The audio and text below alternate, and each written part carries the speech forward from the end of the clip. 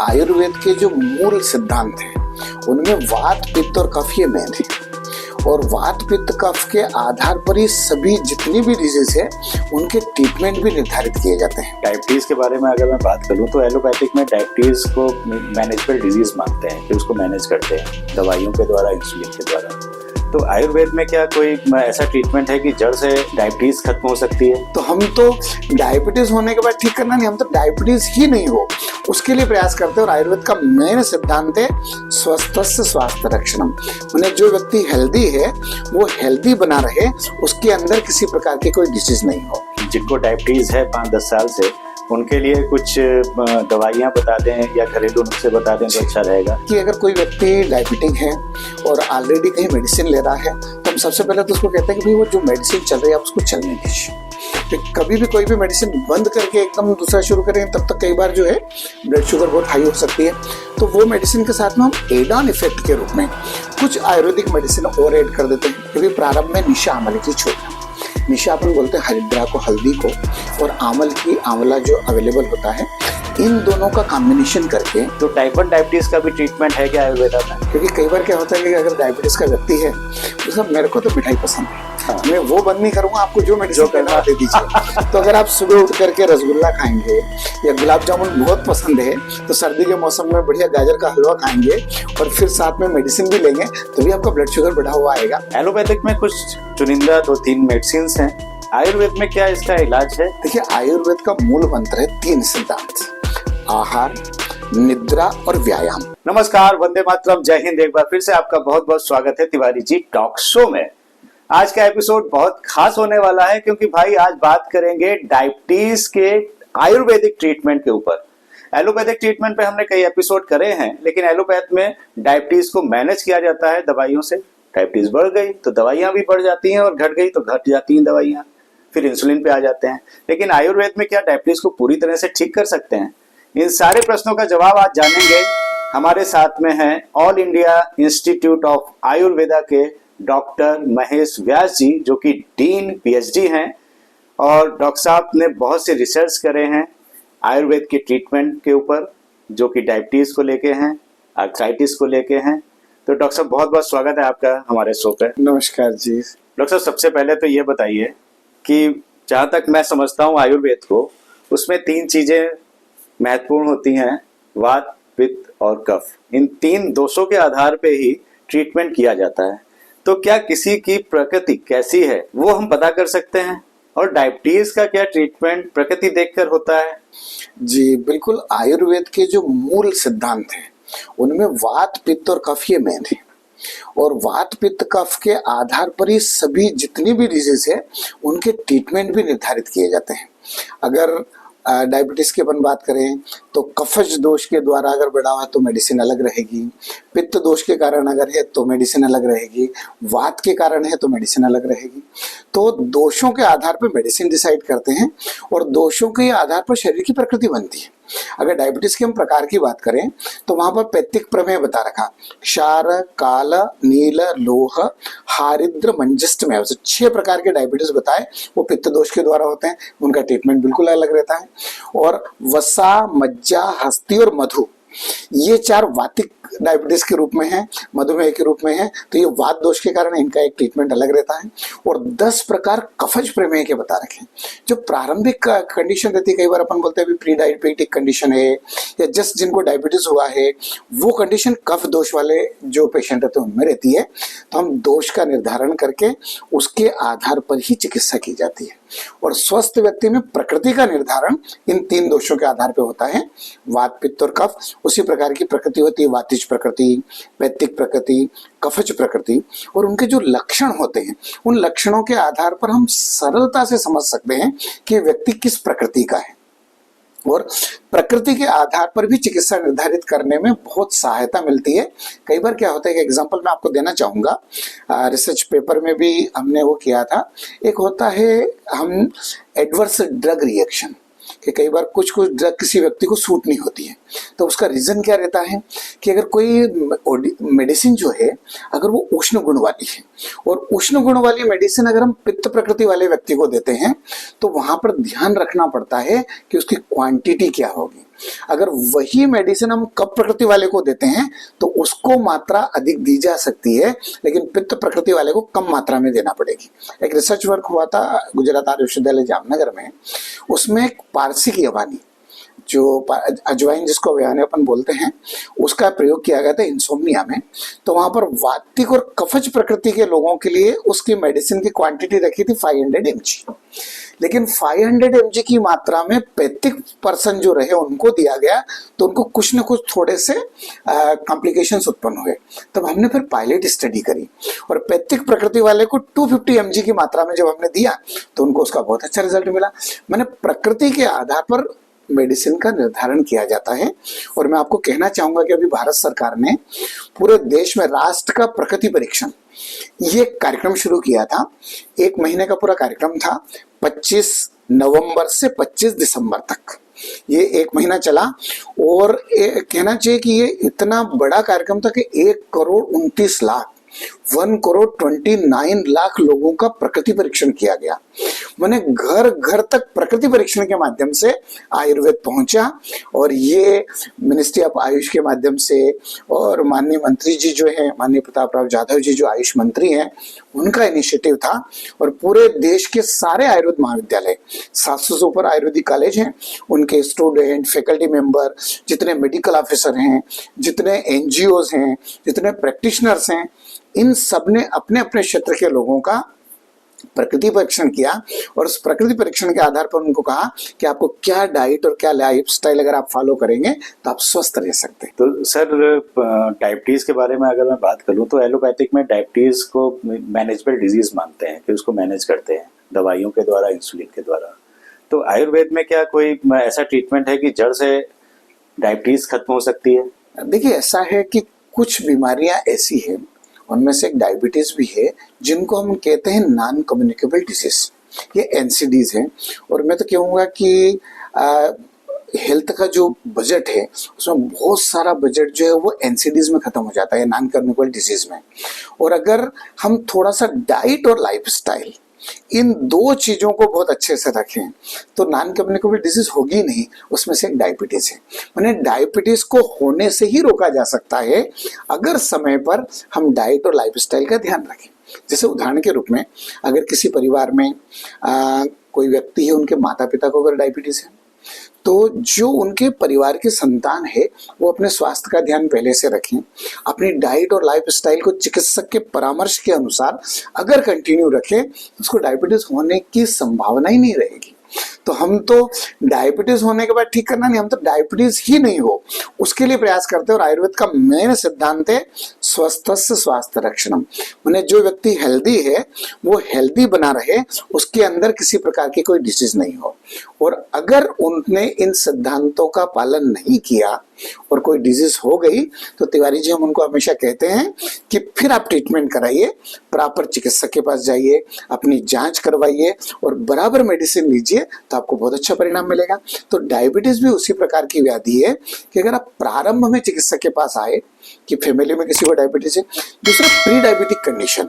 कई बार क्या होता है कि व्यक्ति और किसी चीज का ट्रीटमेंट करवाने आया और अपन कहते हैं कि एक बार ब्लड टेस्ट करवा लो, और तब पता लगता है कि उनकी ब्लड शुगर थोड़ी बढ़ी हुई है और बिल्कुल प्रारंभ में, मैंने आज तक उसने कोई उसके लिए मेडिसिन नहीं ली। तो उस कंडीशन में हम क्या करते हैं, उनको डाइट और लाइफस्टाइल एडवाइस करते हैं कि आप पहले 15 दिन, क्योंकि शुरुआत में प्री डायबिटिक कंडीशन है या जस्ट थोड़ा सा अगर उनका जो है कहना चाहिए कि ब्लड शुगर बढ़ी है, तो उनको डाइट और लाइफस्टाइल से मैनेज करते हैं।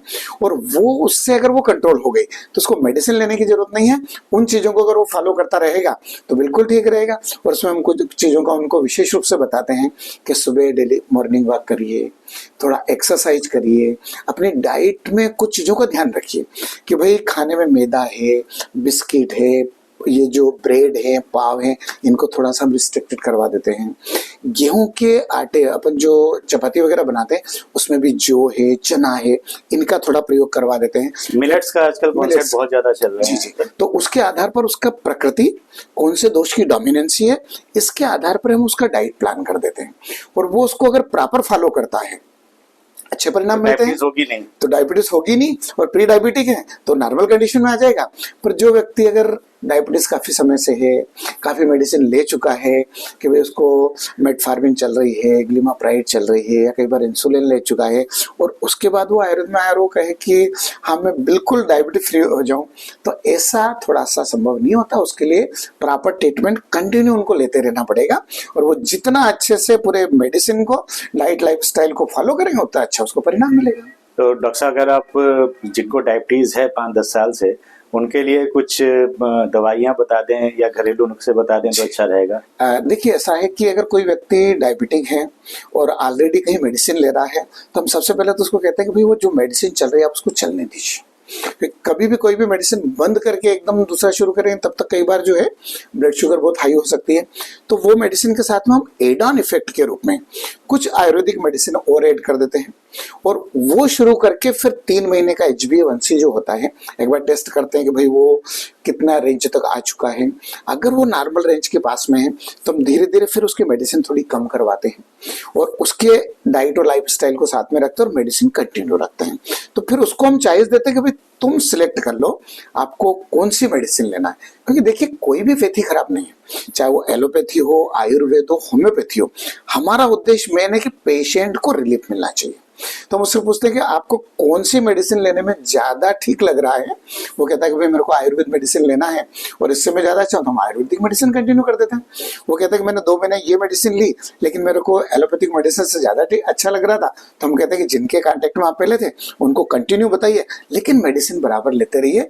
अगर आपकी ब्लड शुगर कंट्रोल में है तो डायबिटीज होते हुए भी आप स्वस्थ रहेंगे, और अगर अनकंट्रोल डायबिटीज है तो वो डायबिटीज केवल डायबिटीज तक नहीं रहती है, शरीर के सारे अवयव, सबसे पहले किडनी है, आई के ऊपर इफेक्ट होता है, फिर हृदय के ऊपर, लीवर, लंग्स, पेनक्रियाज, माने शरीर के हर आर्गन को वो फिर प्रभावित कर देती है। तो हमारा कहना है कि अगर किसी को डायबिटीज है बिल्कुल निग्लिजेंसी नहीं रखें, प्रॉपर ट्रीटमेंट करवाएं, किसी भी डॉक्टर के पास करवाएं, लेकिन ब्लड शुगर को कंट्रोल में रखें।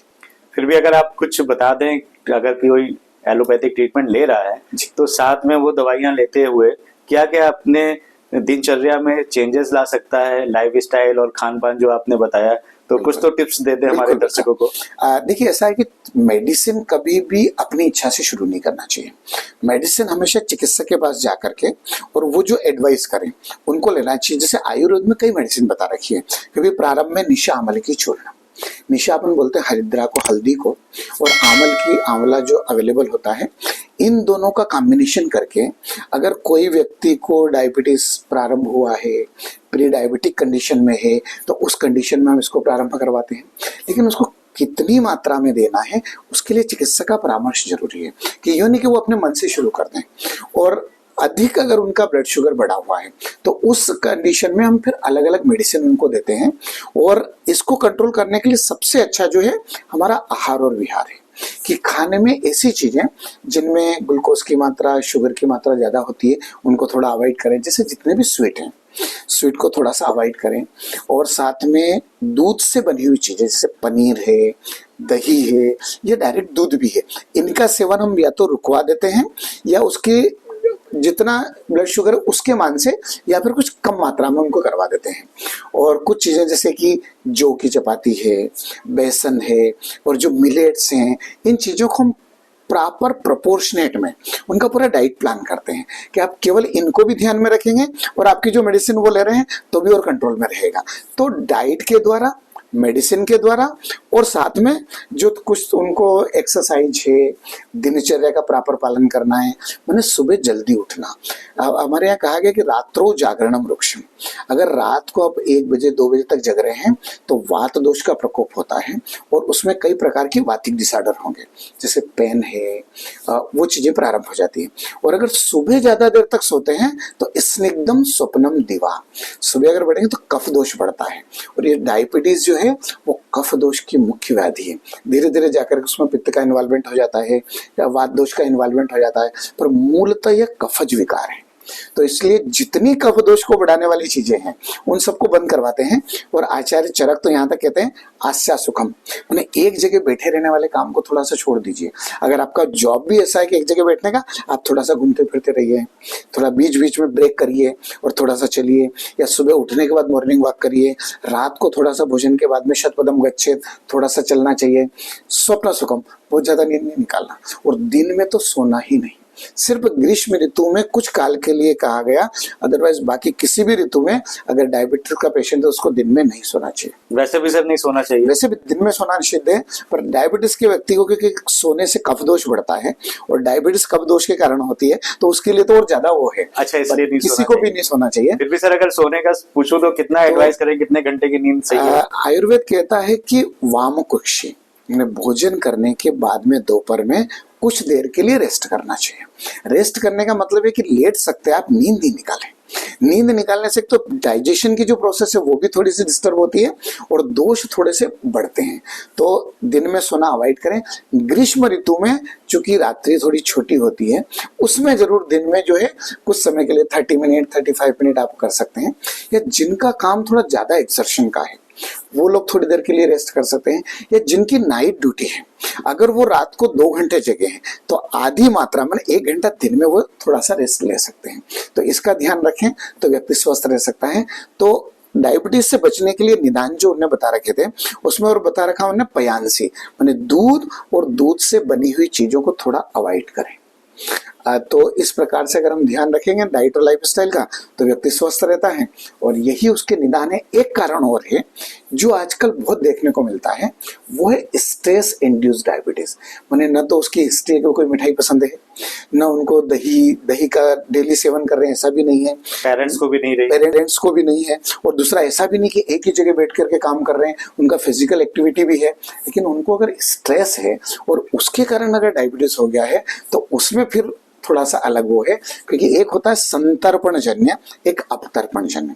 संतर्पण माने कफ दोष को बढ़ाने वाली जितनी चीजें, मिठाई वगैरह, स्वीट वगैरह ये खाते हैं, उसके कारण डायबिटीज हुआ, या फिर स्ट्रेस के द्वारा हुआ। तो एक अपतर्पण वाला है, एक संतर्पण वाला है, और दोनों की चिकित्सा बिल्कुल अलग अलग है। अच्छा, 2 ग्रुप्स हैं और उनका जो लाइन ऑफ ट्रीटमेंट है वो भी एकदम डिफरेंट है आयुर्वेद में। आपको देखा होगा तो कई बार पेशेंट जो है जो बहुत ज्यादा जिनकी हेल्थ रहती है, वेट ज्यादा रहता है, मतलब ओबेसिटी वाले रहते हैं, उनमें डायबिटीज मिलती है। वो सब संतर्पण जन्य वाले, मैंने कफ दोष को बढ़ने के कारण डायबिटीज हुआ। और जो व्यक्ति बिल्कुल दुबले पतले हैं लेकिन फिर भी उनको डायबिटीज है, तो उनको कहीं ना कहीं थोड़ा सा स्ट्रेस है, काम का बहुत ज्यादा वो है, तो उस कंडीशन में होता है, तो उनके लिए ट्रीटमेंट थोड़ा सा दूसरा रहता है।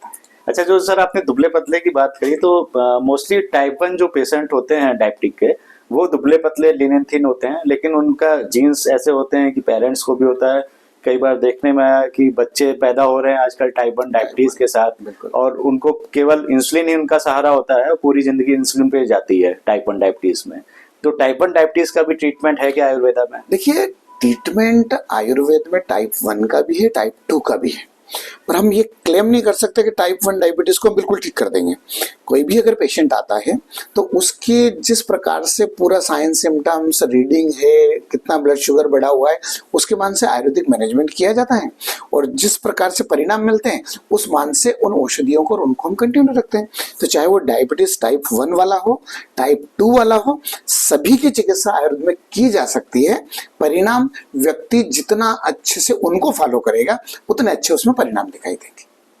क्योंकि कई बार क्या होता है कि अगर डायबिटीज का व्यक्ति है, उसका मेरे को तो मिठाई पसंद है, हाँ। मैं वो बंद नहीं करूंगा, आपको जो मेडिसिन करना है दे दीजिए। तो अगर आप सुबह उठ करके रसगुल्ला खाएंगे या गुलाब जामुन बहुत पसंद है तो सर्दी के मौसम में बढ़िया गाजर का हलवा खाएंगे और फिर साथ में मेडिसिन भी लेंगे तो भी आपका ब्लड शुगर बढ़ा हुआ आएगा। तो आप अगर चिकित्सक के परामर्श को पूरा मानेंगे, वो जो कहें उन चीजों को पूरा फॉलो करेंगे, डाइट को, लाइफस्टाइल को, एक्सरसाइज को, दिनचर्या को, ऋतुचर्या को, और उसके साथ में मेडिसिन लेंगे, तो हर कंडीशन में उनको ट्रीट किया जा सकता है। सर, एक क्वेश्चन मुझे और याद आ रहा है, यंगर डायबिटिक पेशेंट्स में इरेक्टाइल डिस्फंक्शन देखने में बहुत मिलता है। एलोपैथिक में कुछ चुनिंदा 2-3 मेडिसिन हैं, आयुर्वेद में क्या इसका इलाज है? देखिए, ऐसा है, डायबिटीज एक ऐसी बीमारी है कि जो अपने को तो लगता है कि ब्लड शुगर है, लेकिन ये ऐसा है कि इसमें व्यक्ति को तकलीफ कुछ नहीं होती शुरू में, और तकलीफ नहीं होती इसलिए व्यक्ति ध्यान नहीं देता है। अगर आपको सर दर्द हो रहा तेज तो आप इमीडिएट टेबलेट लेंगे क्योंकि आपसे सहन नहीं होता है। डायबिटीज में स्टार्टिंग में ऐसा कोई भी शरीर में व्यक्ति को ऐसा लगता ही नहीं है, तो वो परवाह ही नहीं करता, बोला हाँ ब्लड शुगर बढ़ा हुआ तो भी कोई बात नहीं। और वो धीरे धीरे शरीर के सारे अवयव को, मैंने जब उसको लगता है कि थोड़ा सा दिखने में दिक्कत आने लगी तब चेक करवाता है, तब लगता है वो डायबिटीज के कारण हुआ। फिर जाकर के सीरम क्रिएटिनिन थोड़ा बढ़ गया, बोले किडनी पे इफेक्ट होने लग गया, तब जाके वो धीरे धीरे कॉन्शियस होता है। तो शरीर के सारे अवयव, शरीर के सारे सिस्टम जो है धीरे धीरे डायबिटीज के कारण प्रभावित होते हैं। तो उसमें से एक इरेक्टाइल डिस्फंक्शन भी है। तो डायबिटीज शरीर की सारी गतिविधियों को वो करता है। तो इससे बचने का सबसे अच्छा उपाय ये है कि व्यक्ति डायबिटीज होने ही नहीं दे, या डायबिटीज अगर प्रारंभ हुआ है तब से अगर बराबर ट्रीटमेंट ले तो इस प्रकार की कोई कंडीशन डेवलप नहीं होगी। और अगर इस प्रकार के सिम्टम्स कुछ भी डेवलप होते हैं तो फिर आयुर्वेद चिकित्सक के पास आए या किसी भी व्यक्ति के चिकित्सक के पास जाएं, और जो जो उनको सिम्टम्स आ रहे हैं उससे रिलेटेड बिल्कुल चिकित्सा की जाती है। क्योंकि आयुर्वेद में 8 अंग हैं आयुर्वेद के, और उन 8 अंगों में से एक अंग जो है उसका नाम है वाजीकरण, और ये पूरा उसके अंतर्गत आता है। तो उस कंडीशन में भी अलग अलग औषधियां जैसे अश्वगंधा है और भी जैसे दूध क्षीर आदि का प्रयोग है। पर डायबिटीज भी अगर संतर्पण वाला है तो फिर उसमें हम दूसरी चीजों का प्रयोग करते हैं। तो व्यक्ति की प्रकृति, व्यक्ति के लक्षण और किस दोष का इन्वॉल्वमेंट है उसको ध्यान में रख करके चिकित्सक फिर उनकी मेडिसिन का प्लान करता है। तो सर जाते जाते कुछ टिप्स अगर आप बता दें जो डायबिटीज की तरफ बढ़ रहे हैं यंग जनरेशन, क्योंकि भारत को डायबिटीज का कैपिटल कहा जाना शुरू हो गया है, तो जो प्री डायबिटिक हैं और जो डायबिटीज हैं उनके लिए कुछ अगर आप टिप्स दे दें लास्ट में। बिल्कुल, देखिए आयुर्वेद का मूल मंत्र है 3 सिद्धांत: आहार, निद्रा और व्यायाम। अगर डायबिटीज वाला व्यक्ति अपने आहार को कंट्रोल रखे कि जब भी दिन में जो चीज ठीक लगी वो खा ली, वैसा नहीं, 2 टाइम बिल्कुल फिक्स कर लेंगे, इतनी बजे मुझे लंच करना है, इतनी बजे डिनर करना है, और हमेशा डिनर सूर्यास्त से पहले करना शुरू कर दें, या शाम को 7 बजे 7:30 बजे तक डिनर कर ले रोज, और लंच का टाइम भी फिक्स कर ले कि 12:30 या 1 बजे करना है। और उनमें भी कुछ चीज़ों को बिल्कुल ध्यान रखें, जैसे ग्रीन वेजिटेबल्स हैं, बिल्कुल ताज़ा बना हुआ खाना है, इन चीज़ों को अगर खाएगा तो एक तो उससे कंट्रोल रख सकते हैं। दूसरा, डेली एक्सरसाइज करें, डेली मॉर्निंग वॉक करें, और उसके साथ में ताजा आंवला अभी मिलता है, आंवले का प्रयोग, आंवले का पाउडर बना ले, घर पे रखें, डेली सुबह शाम आंवला लें, निशा आंवले की चूर्ण को ले सकते हैं। उसके अलावा भी हमारे यहाँ आयुर्वेद में जो है इन चीज़ों से बचने के लिए बहुत सारे सामान्य चीज़ें हैं, जैसे मेथी दाने को उबाल कर लेते हैं। पर इन सब चीज़ों को व्यक्ति के अंदर हम जब परीक्षण करते हैं, उसकी प्रकृति कौन सी है, कौन सा दोष बढ़ा हुआ है, उसके आधार पर हम सामान्य चिकित्सा उसको बताते हैं कि आप घर पे ले सकते हैं। तो दोनों ही चिकित्सा हैं, सामान्य चिकित्सा और विशिष्ट चिकित्सा चिकित्सक के निरीक्षण में ही ली जाती है। तो इन दोनों से बहुत अच्छे से उनको लाभ मिल सकता है। तो मैं तो सबको कहूंगा कि डायबिटीज किसी को हो ही नहीं, उसके लिए दिनचर्या और इनका पालन करें, और अगर किसी को डायबिटीज हो गई है तो चिकित्सक का परामर्श लें और अपने स्वास्थ्य का ध्यान रखें।